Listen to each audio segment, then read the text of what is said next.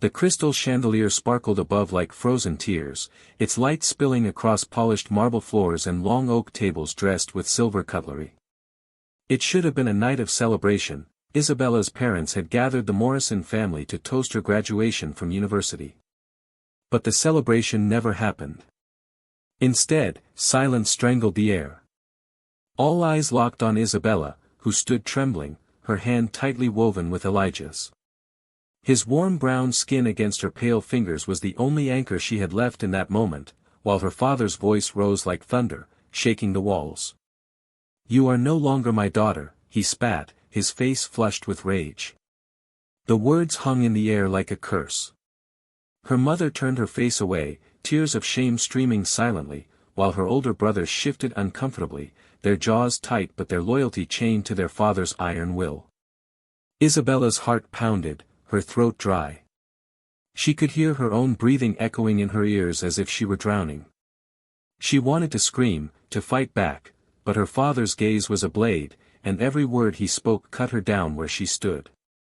"You will not bring this shame into our family. Not now, not ever.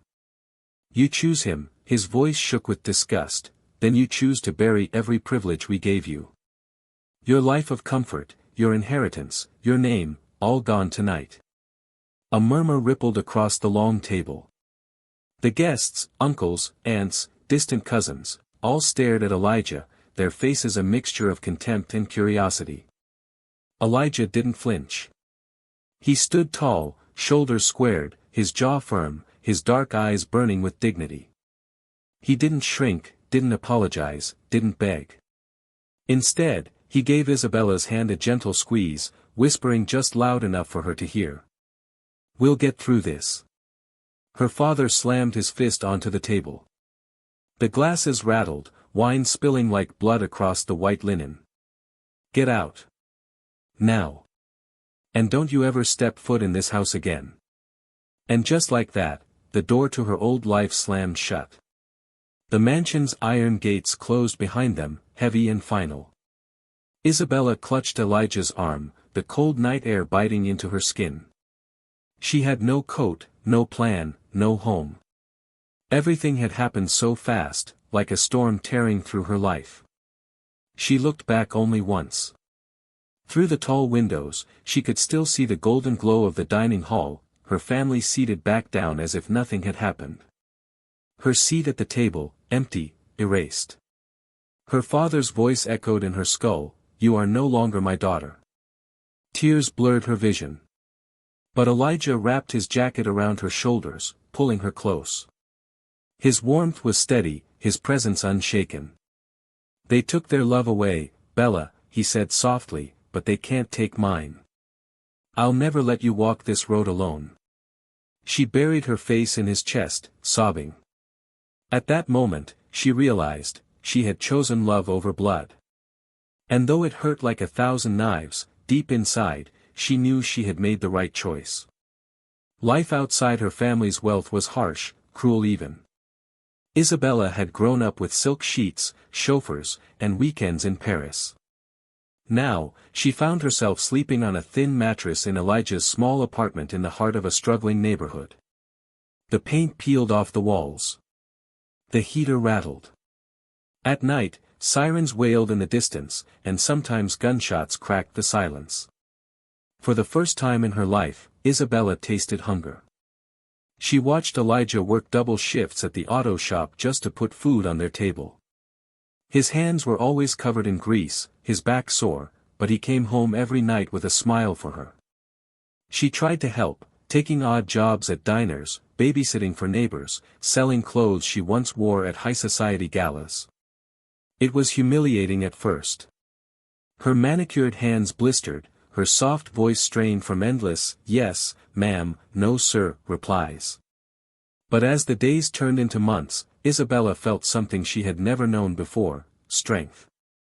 She was no longer her father's fragile porcelain doll.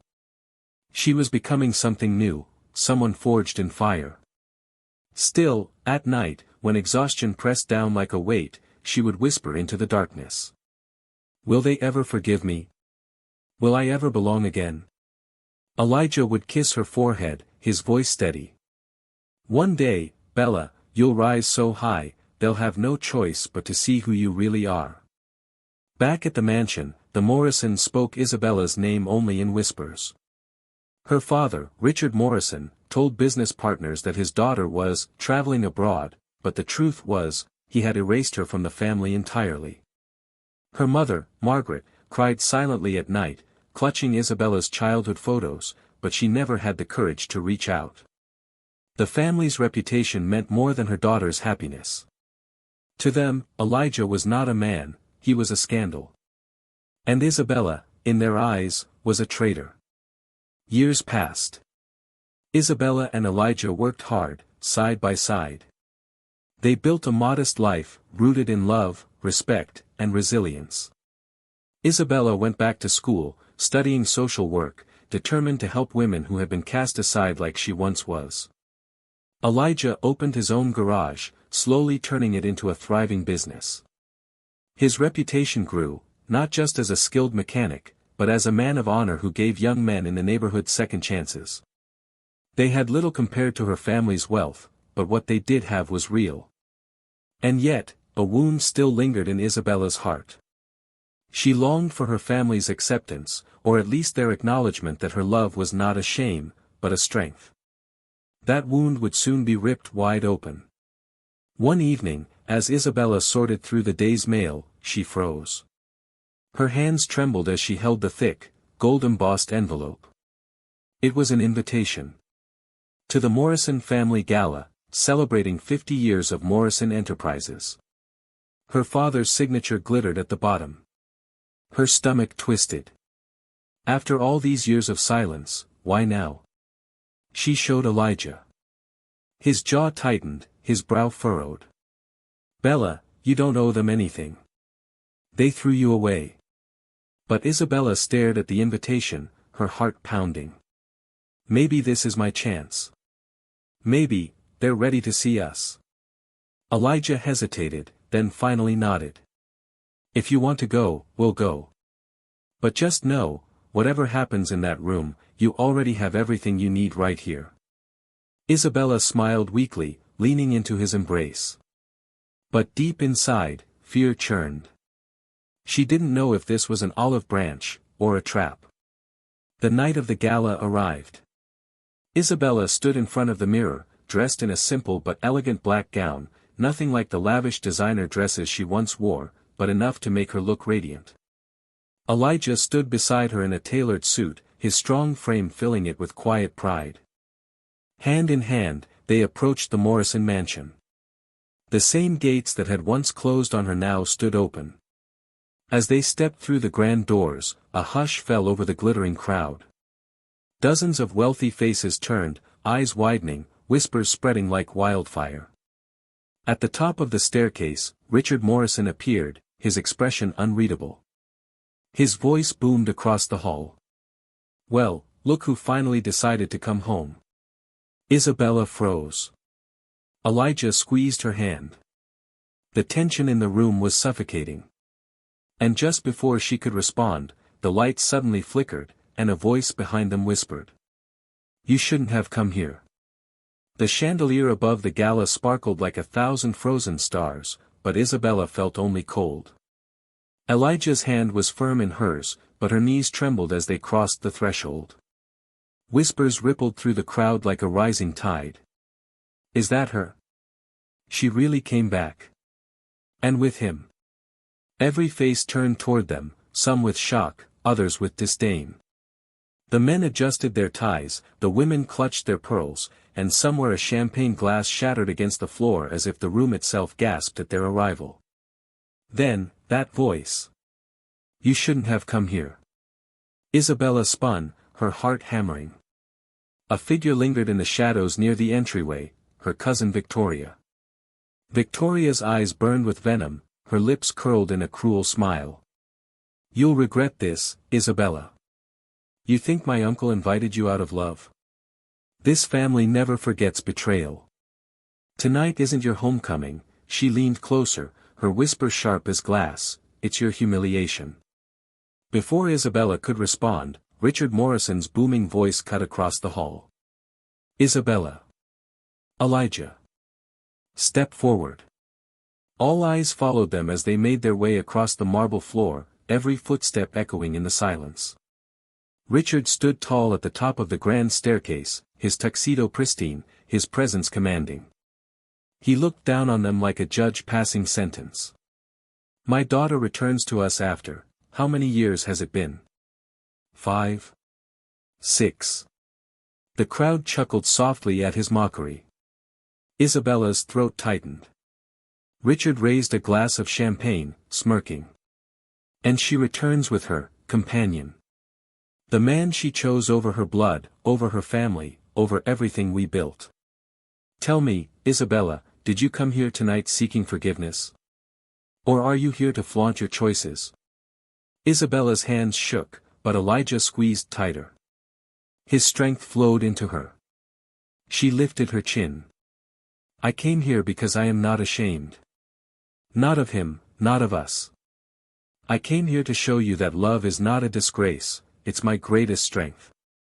A murmur swept through the crowd. Some faces softened. Others hardened. Richard's smile faded. Strength, he sneered. You call poverty strength? You call shame strength? Look at you, once my daughter, now just another forgotten woman struggling to survive. Do you know what they say about you in this city? He let the words hang like daggers. Isabella's chest heaved. But before she could respond, Elijah stepped forward, his voice steady, his presence commanding. They can say what they want. But what Isabella and I have is real. It wasn't bought with money or status. It was built with sweat, sacrifice, and love. Something money can't buy. The room fell silent. Richard's jaw tightened. For the first time, his confidence cracked. From the far side of the room, Margaret Morrison, Isabella's mother, rose slowly from her chair. Her face was pale, her eyes rimmed red with years of secret tears. She took a tentative step forward, her voice trembling. Richard, please. This is our daughter. Look at her. Listen to her. She's still ours. Richard turned on her sharply. Enough, Margaret. She made her choice. She is no longer part of this family. But Isabella saw it, the way her mother's hands trembled, the way her lips quivered. Behind the mask of obedience, her mother's heart was breaking. Dinner was served, and Isabella and Elijah were seated at the far end of the long, glittering table, exiled, but not invisible. The meal was lavish, roasted duck, truffle soup, crystal glasses of wine. Yet the air was poisoned with tension. Victoria leaned across the table, her voice dripping with malice. Tell me, Isabella, how does one adjust from caviar to canned soup? From yachts to, oh, what is it? A one-bedroom apartment in the slums? Her laughter was joined by a few others at the table. Isabella's face burned. Elijah's hand found hers under the table. He didn't flinch, didn't respond. His silence was louder than their cruelty. But Isabella had had enough. She stood suddenly, her chair scraping against the marble floor. Yes, I lost the mansion. Yes, I lost the money. But I gained something you'll never understand, freedom. I found a man who loves me for who I am, not what I can bring to the table. Tell me, Victoria, when was the last time you felt truly loved? The table froze. Victoria's smirk faltered. For the first time that night, Isabella felt the shift. Power was no longer only in her father's hands. As dessert was served, an older man stood from the far end of the table. It was her grandfather, Charles Morrison, the family patriarch, whose health had been failing for years. His voice was gravelly but strong. Enough of this charade. The room fell silent. Even Richard turned, surprised. Charles walked slowly toward Isabella, leaning heavily on his cane. His eyes, though aged, glistened with pride. This young woman you mock, she is the only one among you who has shown true courage. She defied wealth, privilege, and fear, for love. Do you not see? That makes her stronger than all of you combined. Gasps filled the room. Richard's face flushed with fury. Father, you don't understand. Charles cut him off with a wave of his hand. No, Richard. It is you who does not understand. Love is the only legacy worth leaving. And if you cannot see that, then perhaps it is you who should be ashamed. Tears welled in Isabella's eyes. For the first time in years, someone in her family had spoken for her. But just as hope began to bloom, chaos erupted. Suddenly, a man burst through the side doors, a journalist, camera flashing, microphone in hand. Mr. Morrison. How do you respond to the rumors that your company has been hiding illegal dealings overseas? The room gasped. Richard's face drained of color. More reporters followed, cameras flashing like lightning. The gala erupted into shouts and panic. Isabella stood frozen, Elijah pulling her close. The journalists shoved microphones into Richard's face, demanding answers. Papers and documents spilled across the floor, revealing contracts, offshore accounts, bribes. The mighty Morrison name was unraveling before everyone's eyes. And in that chaos, Richard's gaze locked onto Isabella. His eyes burned with rage. This is your doing. You brought this shame upon us. His voice was thunder, but now it shook with desperation. Isabella's lips parted in shock. Me? I had nothing to do with this. But deep inside, she realized something terrifying: her father would rather destroy her than face his own sins. Security rushed in, reporters shouted, family members screamed. Elijah pulled Isabella toward the door, but Richard's voice chased them through the chaos. Isabella. You will pay for this. You think you're free, but as long as you live, you are still a Morrison, and I will never let you escape. The words echoed like chains rattling. Isabella's heart pounded as they escaped into the night, the mansion shrinking behind them, the sound of sirens approaching. But as Elijah held her trembling hand, Isabella whispered, her voice breaking yet resolute. He's wrong. I'm not his prisoner anymore. I'll prove it. No matter what it takes. And with that, the battle lines were drawn. The night swallowed them whole. Isabella and Elijah stumbled into the cold air, the echo of her father's voice still ringing in her ears. The Morrison mansion glowed behind them like a burning empire, its windows flickering with chaos, paparazzi flashes cutting through the night. Elijah pulled her close. Keep walking. Don't look back. But Isabella couldn't help it, she looked over her shoulder one last time. And there he was, framed in the grand doorway, Richard Morrison. His face was red with fury, his finger pointed at her like a curse. She shivered. It wasn't just a threat. It was a promise. The next morning, Isabella awoke in their cramped apartment to the sound of Elijah pacing. On the table lay newspapers splashed with headlines. Morrison Empire under fire. Illegal deals exposed at charity gala. Disowned daughter returns as family crumbles. Her stomach turned. Elijah tossed one of the papers down, his jaw tight. They're dragging your name into this. Look at this headline, they're painting you as the whistleblower. Isabella scanned the words. Sources say Isabella Morrison, the estranged daughter, may have been involved in leaking documents to the press. Her chest tightened. I didn't do this. Elijah, I swear. He cut her off gently, cupping her face. I know. But your father doesn't need truth, he needs someone to blame. And you're the easiest target. By noon, Isabella's phone buzzed non-stop. Emails. Messages. Threats. One email froze her blood, a legal notice. Richard Morrison was suing her for defamation, accusing her of conspiring with journalists to destroy the family business. She collapsed into a chair. He's trying to bury me. Elijah clenched his fists. No. He's trying to scare you. And we're not going to let him win. But Richard wasn't just using lawyers. That evening, as Isabella walked home from the corner store, a black car slowed beside her. The window rolled down. Victoria. Her cousin smirked. You should have stayed gone, Isabella. Do you really think the city will take your side against us?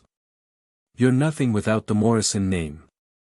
Isabella swallowed hard, but before she could answer, the car sped off, splashing water over her shoes. Her knees trembled, but her heart burned. She whispered under her breath. I'll show you who I am without your name. Days turned to weeks. Richard tightened his grip. Isabella lost her part-time job, mysteriously terminated after budget cuts. Landlords suddenly refused to renew their lease. Banks closed accounts without explanation. Elijah found his own contracts disappearing one by one. Clients who had once praised his work suddenly cut ties. The invisible hand of Richard Morrison was everywhere. But instead of breaking, Isabella adapted. She and Elijah sold old clothes online, cooked meals for neighbors, and Elijah repaired electronics to make ends meet. One night, as they ate beans and rice by candlelight, Isabella whispered through tears. I'm sorry, Elijah. You didn't sign up for this. Elijah reached across the table, his eyes steady. I signed up for you. For us. And I'd rather fight with you than live in comfort without you. Her heart swelled. For the first time in weeks, hope flickered. Then came the knock. It was late, too late for a casual visit. Isabella opened the door cautiously. And there, leaning heavily on a cane, stood her grandfather, Charles Morrison. Her breath caught. Grandpa. He smiled faintly. May I come in? I don't have much time. Inside, Charles lowered himself into a chair, his face drawn but his eyes still sharp. Isabella, your father is destroying everything, and he's dragging you down with him. But listen carefully, the truth will come out. Those documents at the gala, they didn't come from you. I know who leaked them. Isabella leaned forward. Who? Charles hesitated, glancing at Elijah, then back at her. Someone inside the family. Closer than you think. Her heart raced. Victoria? Charles shook his head slowly. No. Not her. Someone more dangerous. Before she could press further, he gripped her hand, his voice low and urgent. When the time comes, you'll have to choose between protecting yourself, or exposing the rot in this family once and for all. Then, as quickly as he had come, he left, disappearing into the night. Weeks later, Isabella received a letter. Court summons. Richard Morrison was escalating the lawsuit. Elijah tried to stay calm, but Isabella saw the wear on his face. They were barely surviving. The pressure was crushing. One night, she broke down completely. She collapsed onto the floor, sobbing, her voice raw. Why won't he stop? Why can't he just let me live? Elijah knelt beside her, holding her tight. His own tears fell silently. In that moment, she realized something. This fight wasn't just about surviving Richard's wrath. It was about showing the world, and herself, that she was more than his daughter. She wiped her tears and whispered. If he wants a war, then he'll have one. The next day, Isabella walked into a local community center. She introduced herself, volunteered to help with outreach programs, and began telling her story, not to the press, but to ordinary people. Her voice shook at first, but soon, she found strength. She spoke about walking away from wealth, about choosing love over privilege, about the price she was paying for that choice. And people listened. Videos of her speeches spread online. Strangers sent messages of support. The narrative began to shift. She wasn't the spoiled daughter who betrayed her family. She was the woman standing up against a corrupt empire. The Morrison name was losing power. Isabella's name was gaining it. But Richard wasn't finished. One evening, Isabella received a formal invitation, a televised debate. Richard Morrison himself had challenged her to set the record straight in front of the entire city. Elijah was immediately suspicious. It's a trap. He'll twist your words, humiliate you, destroy you publicly. But Isabella's eyes burned with determination. No. This is my chance. If I stay silent, he wins. If I speak, maybe, just maybe, the truth will finally be heard. Elijah hesitated, then nodded. Then we fight. Together. The night of the debate arrived. Bright lights. Cameras. A live audience. Richard stood tall in his tailored suit, his smile polished, his charm rehearsed. Isabella walked in beside Elijah, her hands trembling but her heart unshaken. The moderator introduced them. Tonight, we hear from Richard Morrison and his estranged daughter Isabella Morrison, whose family scandal has captivated the city. Richard turned to her with that same smirk she'd known all her life. Shall we begin, daughter? The lights dimmed. The cameras zoomed in. Isabella took a deep breath, lifted her chin, and spoke the first words that would change everything. On one side, Richard Morrison, polished, confident, dripping with the arrogance of a man who had bought every room he ever entered. On the other, Isabella, trembling hands hidden under the desk, Elijah seated in the audience, his eyes locked on hers like an anchor. The moderator's voice echoed. Mr. Morrison, Ms. Morrison, tonight, the city hears the truth. Richard smirked. The truth is simple. My daughter was manipulated by an opportunist who saw a chance to climb using my family's name. She turned against her blood, against everything we built.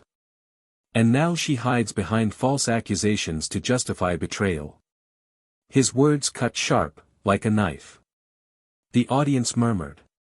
Isabella's heart pounded. But then she remembered Elijah's words before she walked on stage, speak your truth, no matter how much it shakes. She leaned forward, voice trembling but clear.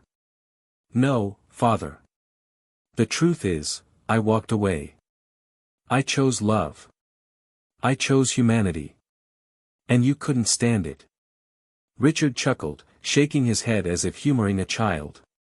Love? That's what you call it. You shamed this family. You threw away everything, for him.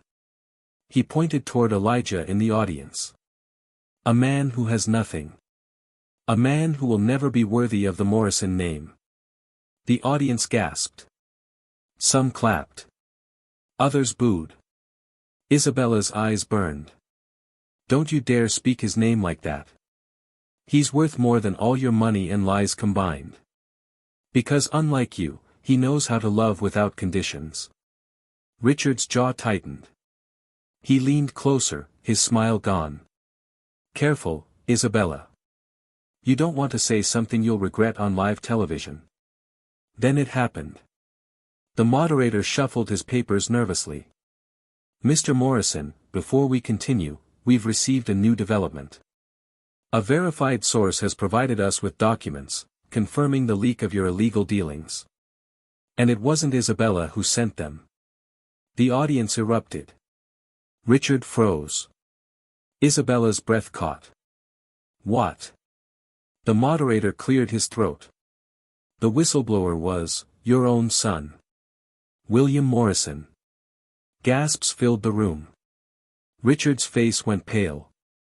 Isabella blinked in shock. William? My brother?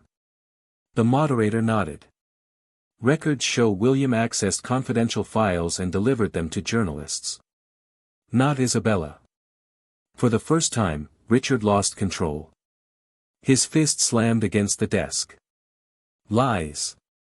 My son would never. But it was too late. Screens lit up with evidence, emails, timestamps, transaction logs. William's name was everywhere. The audience roared. Cameras zoomed on Richard's trembling hands, his sweat-drenched forehead. Isabella found her voice, soft but unshakable. You blamed me. You dragged me through the dirt. You tried to ruin my life. And all along, it was your son. Her eyes glistened. No, father. The truth isn't that I betrayed this family. The truth is, you betrayed yourself. The audience erupted in applause. Hashtags flooded social media. Hashtag justice for Isabella. Hashtag Morrison exposed. Hashtag love against power. Richard sat frozen, his empire collapsing in real time. The moderator turned to Isabella. Ms. Morrison, do you have any final words? She looked into the camera, her voice steady now, her tears glistening like armor. To every person watching, know this, your worth isn't defined by wealth, status, or the approval of those who think they own you. Your worth is in the love you give, the truth you stand for, and the courage to walk away when power tries to crush you. If I can rise from under the Morrison name, so can you. The crowd rose in standing ovation. Elijah's eyes shone with pride. Backstage, Isabella collapsed into Elijah's arms, shaking. I thought I was going to break, Elijah.